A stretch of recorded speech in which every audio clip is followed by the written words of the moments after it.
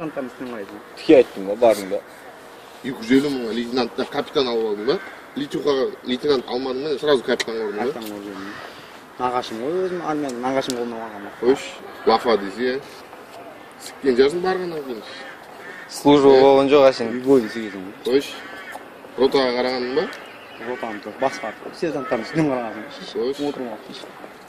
табуреттің бұлай да бұлай кигізесің дейсің ғой. Кейін рукопаш езіп қуата бересің ғой. Түркістан абыройын жерге түсірмепсің ғой? Қақта служит еттің? Ол болған болды да. Болды да? Аз болды. Аңдар не ғаз төбелескесің ғой? Кімді төбелескесің? Рензатын 91-лерін. Асан? 22-ші наурызда мен өзім жеке концертін берем ғой. Қақта? Поштан. Көзде ғой. Қойш.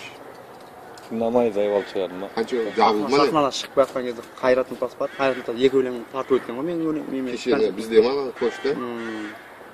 Сонымен Қайрат Нұртас шығып жатқан кезде Қайрат Нұртасқа қаха бар ғой. Автокөлік береді. Автокөлік бермесе пересің ма сен деп автокөлік. Шешең Қайрат Нұртас балаларын шақырады. Мен жақтан маған айтады. Мен балаларым жақтан талпанмен талпа қырыламын деп. Қойш. Жыртқаншасыңдар ба? Айырды. Қашты. Бір жолдас балам бар шешең. Самоға қасқан. Отма. Көтеріп алып, баспен бір егет қатып, ұрған мен ұрған баланы. Бас, қиша сажып кетті. Қойш. Аман ба? Новый клиникада жатыр ғой қазір. Жазған жоқ па?